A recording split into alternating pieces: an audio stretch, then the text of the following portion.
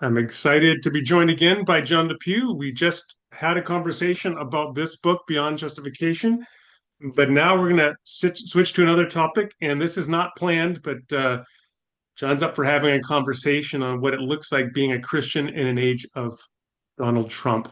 I was going to title this Being a Progressive Christian in the Age of Trump, but you don't have to be progressive. I think any Christian being faithful in their Christian convictions, there's some pretty serious things to be thinking about here.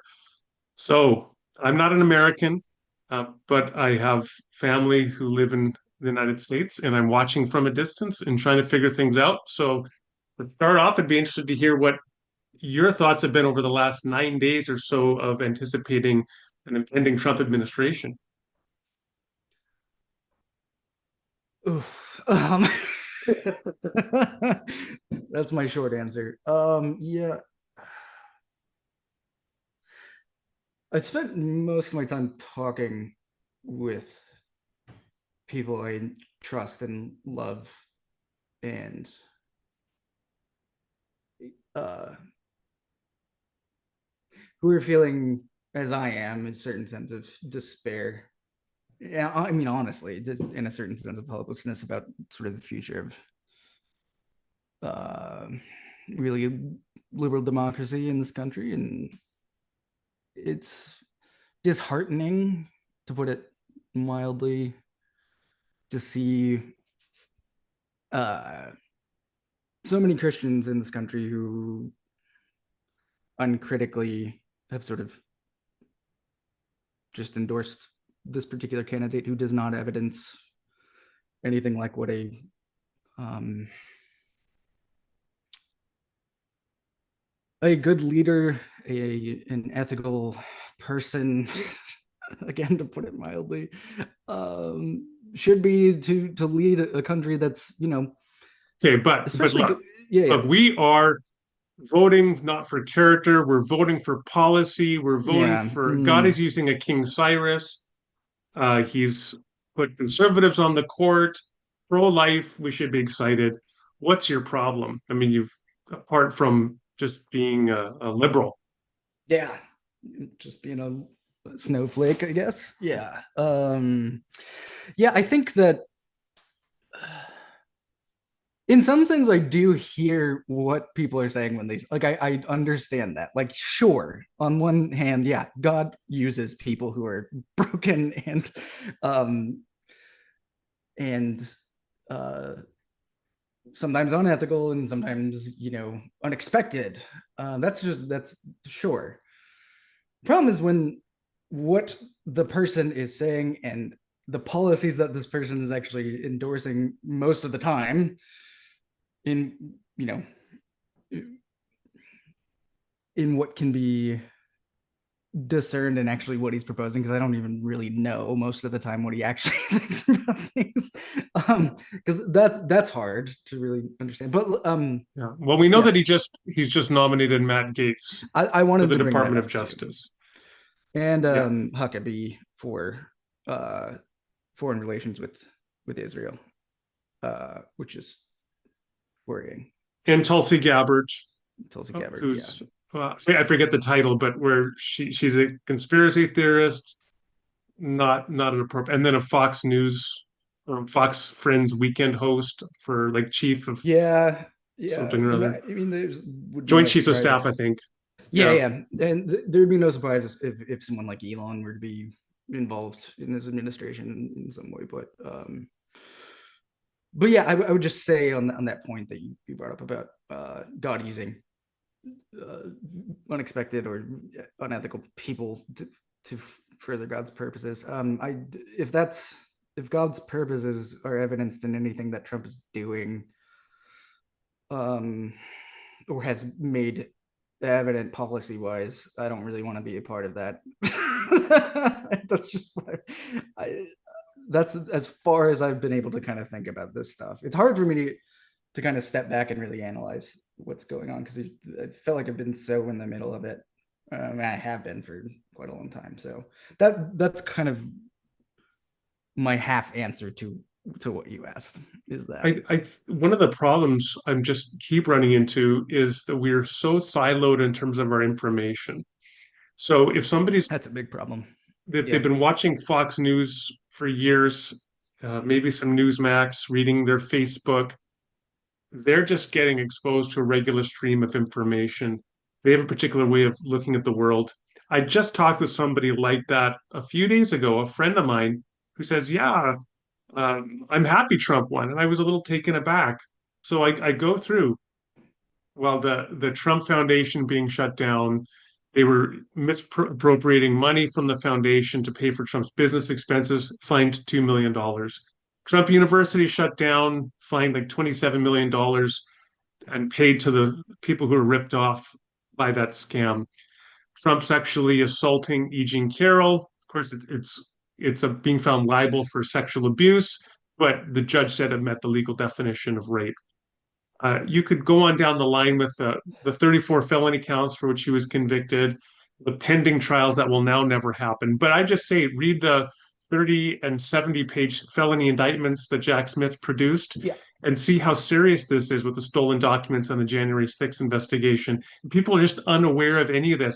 Either that or they're just conspiracy theorists and they just sweep it all aside by saying, well, that was a New York jury, or the system is rigged, or deep Yeah. state, and there's Right. nowhere to go. What do you do in a situation like that? I mean that's the question, right? Is like because there are always going to be ways of rationalizing this for people like that. That's just it's going to happen once you unconditionally put your support behind somebody. You will sort of retrospectively, you know, um, have justification for why XYZ is okay, right? Um, I don't. One of my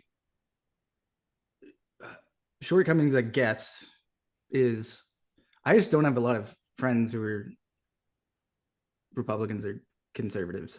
I just don't. I don't um, interact. And so you mentioned sort of siloing in terms of media consumption. I think the same can go for the people you hang out with.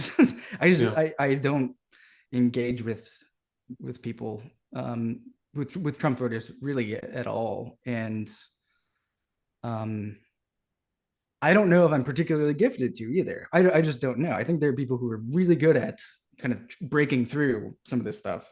I just don't know where my role is in that, other than where I see my strengths, which is trying to, like with the book that we talked about in the last interview, trying to just point people toward the good stuff about God and what God is like and God's purposes for God's creation, and trying to get people in touch with this God of love, and praying that some sort of transformation can happen.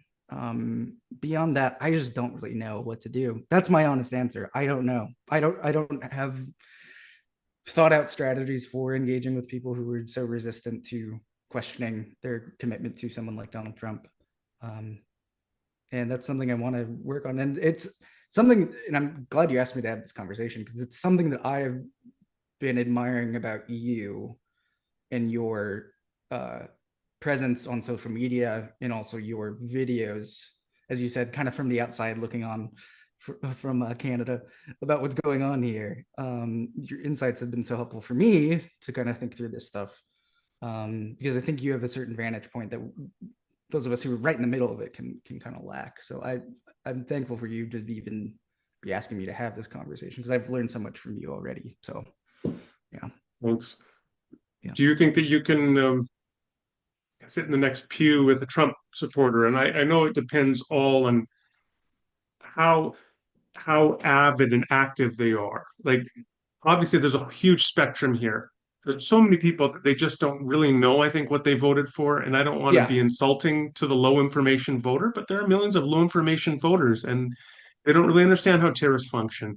They've been told Trump was always joking when he talked about wanting to be a dictator and revoke the Constitution and jail his enemies and opponents. They never took it seriously. But then at some point, you're like, there is a degree of civic expectation and obligation to engage responsibly in civic participation and democracy. It really erodes your willingness, or at least my willingness, to cultivate some of these relationships. And I struggle with that. Like, how do you I, think about that?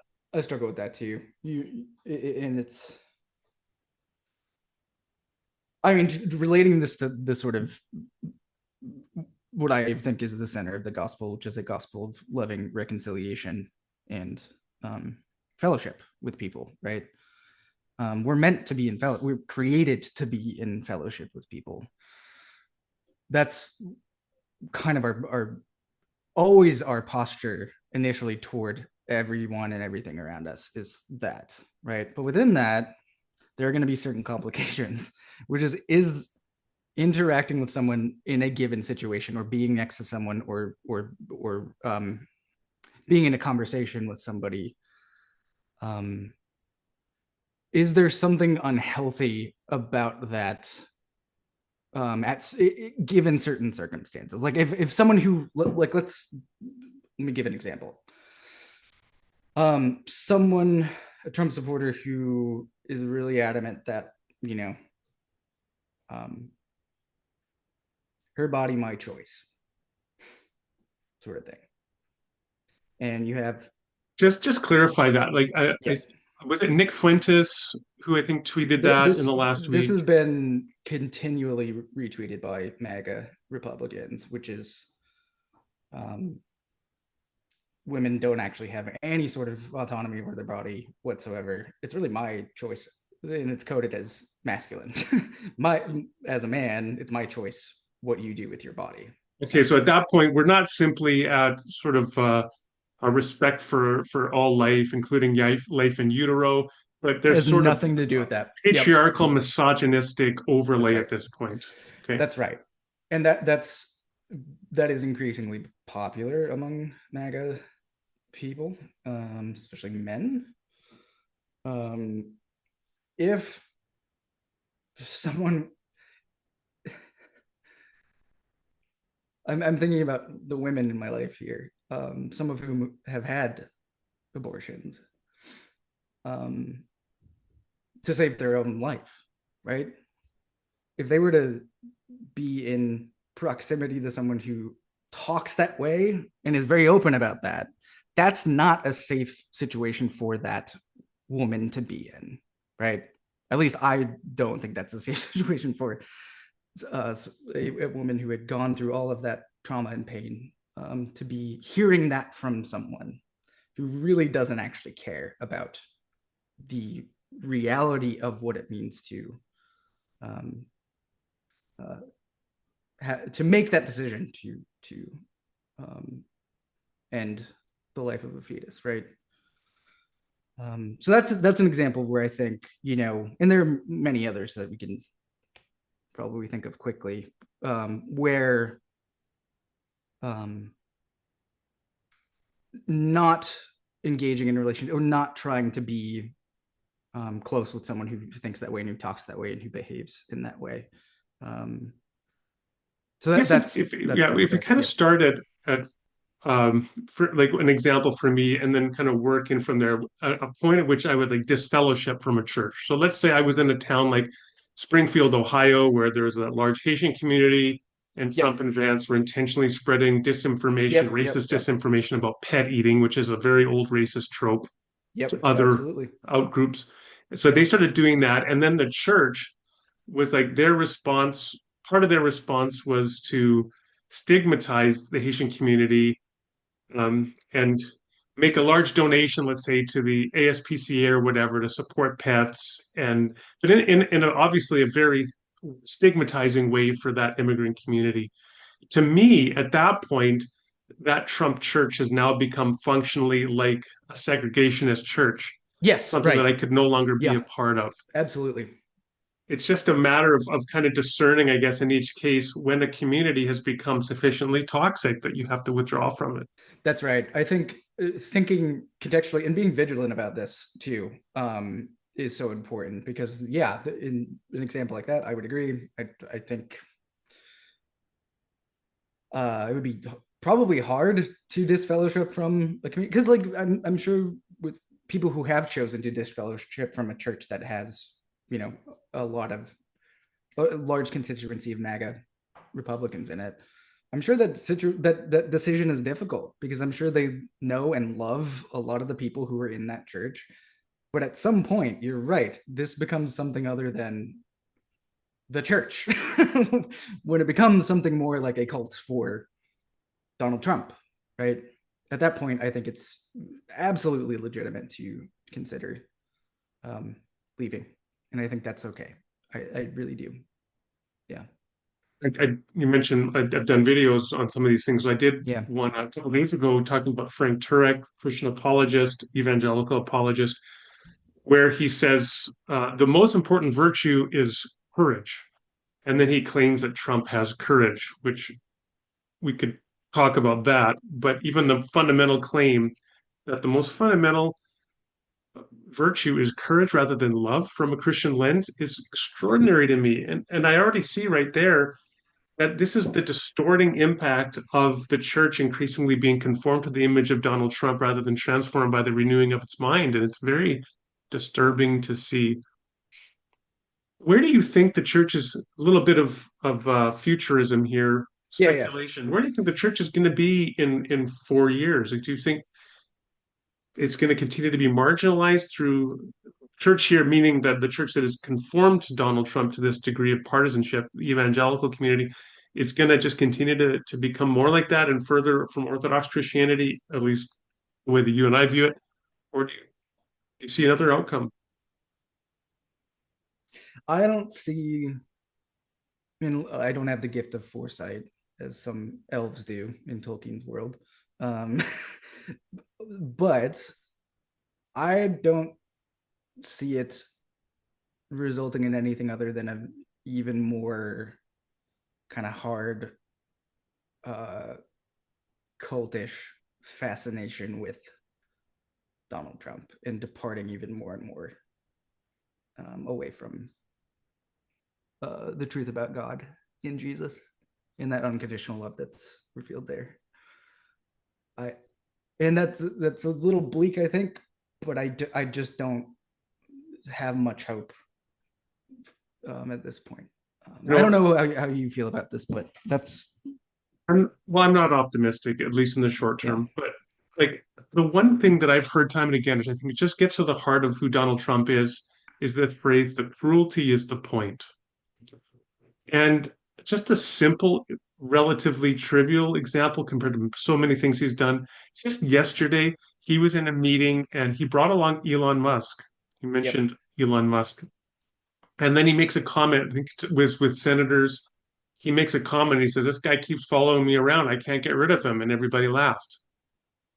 And it's like, I mean, I can give, like him mocking POWs or him mocking that New York Times reporter 10 years ago who had a disability. The physical disability, yeah, Yeah, yeah, endless examples like that.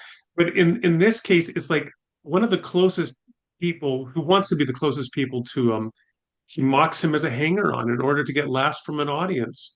yep. And it's like at so many levels, the cruelty is the point. And it is so toxic and corrosive of the public discourse and the common weal of how we're ever going to live together. I guess the opposite of that is to have the kindness be the point. What does that look like? Yeah, that's right. I think some of this comes down to the church. I'm the non-MAGA kind of stuff going on in the church, of people doing all that they can under the guidance of the Spirit to witness to this loving kindness that we're meant to embody in the world, and in the way that we speak to one another, in the way that we relate to one another, in the way that we um, uh, resist that kind of negativity. And how did you put it? The what did you say about Trump? The sorry, But how the cruelty is the point? the cruelty of Donald Yeah. Trump being sort of the point of everything. Is there a way that we can exemplify in our organizing together, in our worship, in our mission, in our everyday sort of existence here and now, with who we're supporting, where we're hanging out? Um, is there a way for us to embody loving kindness. Sorry, I'm getting a little emotional. Embody loving kindness in a way that shows that it is the only thing that can move us toward each other more and move us in a more kind of united and reconciled and inviting direction. I don't have um, the kind of strategy for that. I don't really know what that can look like because I think the spirit can do lots of fresh things among God's people. But I would hope that we think about how a message of loving kindness can hopefully counteract this sort of cruelty that we see everywhere. So yeah, I what I will say too is that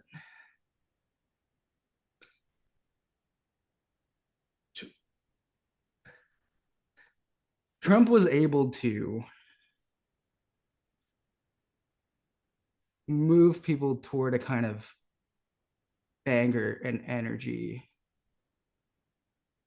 to come together for a certain kind of project and purpose in a way that and I'm neither a Democrat nor a Republican, so just speaking from my own perspective,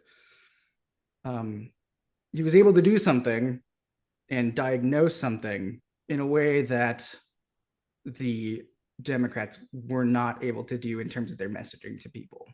He did that really well. The problem is the way that he diagnosed it and what he was actually diagnosing was and is incorrect. What he tapped into in people's fears and anxieties and desire to be heard and uh, was to set up uh, a crisis of immigration and say, this is really the problem that you need to be worried about. This is what's actually making you really upset and angry. This is what's causing you so much instability in your life, whether it's monetarily, whether it's in terms of interrelationships with people, but especially in terms of economic stuff.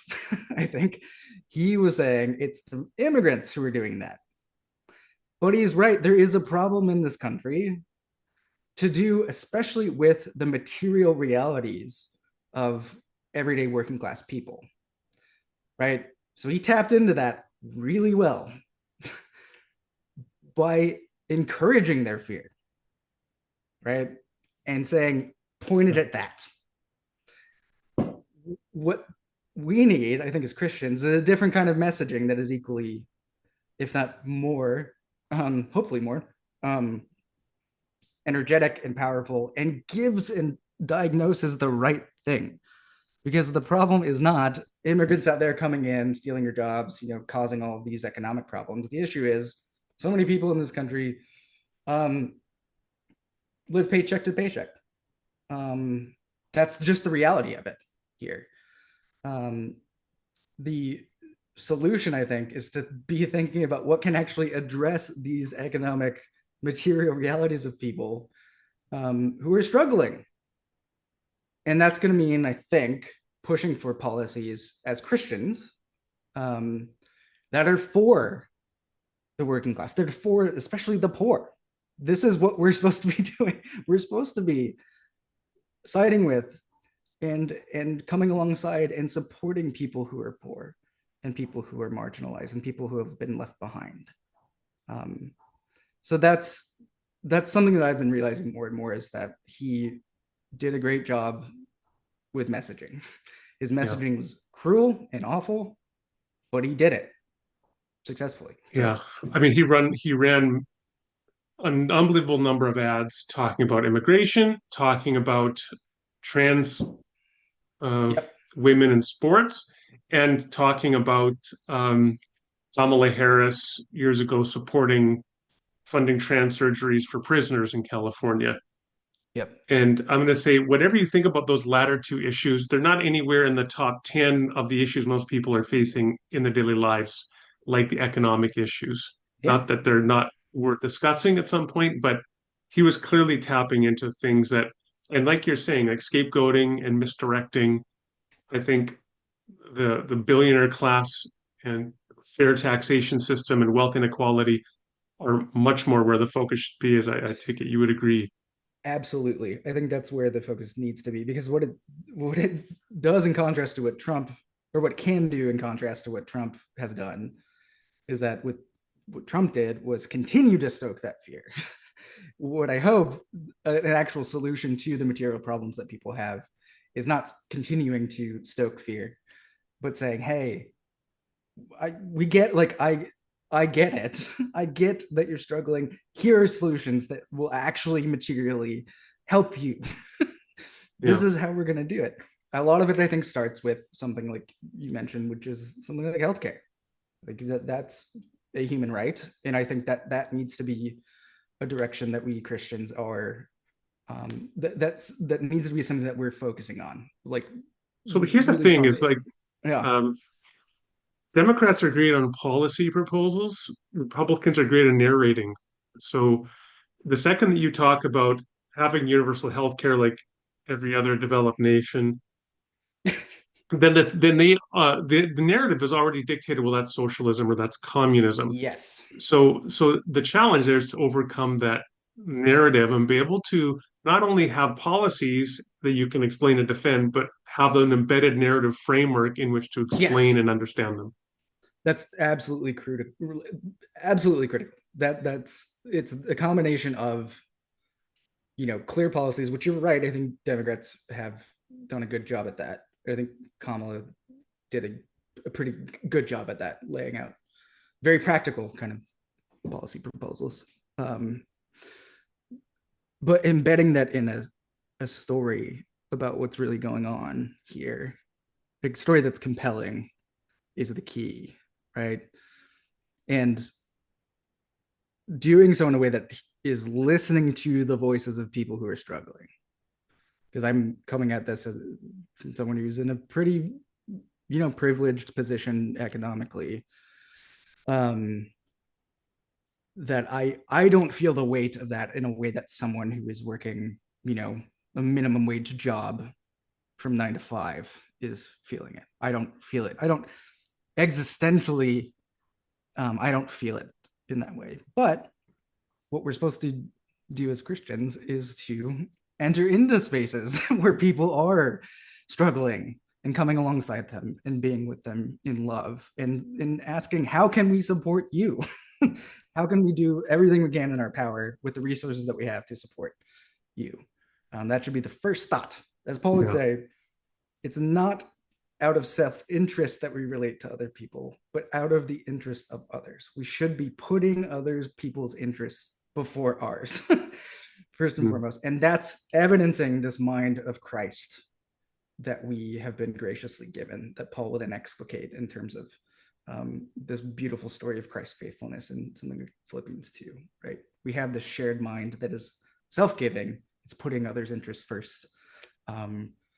And that's because this is what it looks like to live in a cruciform way. Um, yeah. As we wrap up, I could wrap up there because that was a great word, but I did want to say one more thing. As you were talking, when you talked about the need to recognize the marginal economic existence of so many people and understand that and begin then to communicate more effectively with people really incarnationally where they're at. Yeah, that's right. I was reminded of what is probably like the most successful SNL skit in the last 10 years. It was came out in I think 8 years ago called Black Jeopardy with Tom Yes. Hanks. Yep. Yeah.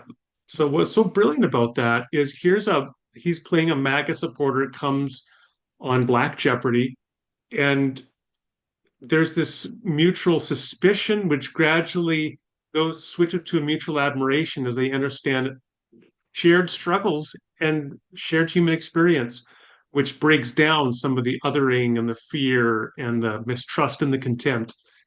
And I think that remains a poignant testimony to what we all need, which I think you've really begun to articulate here nicely about coming to understand the struggles of other people and how we can meet them more effectively. Yeah. It's there's nothing easy here. There's no easy Yeah. way forward. I do want to make that clear. But I think, We have a God who is a God of life and a God of reconciliation, and we need to be following that God's spirit wherever it leads us. And that takes work too. That takes discipline and prayer and community and reflection on scripture and on theology. I mean, all of this stuff is so important. Um, Well, that's a to great word on which to end, to speak of Yeah, yeah, yeah, reconciliation and yeah. being a community of reconciliation. So, John, thank you very much. It's been great chatting about this topic. Same. Thanks so much, Randall.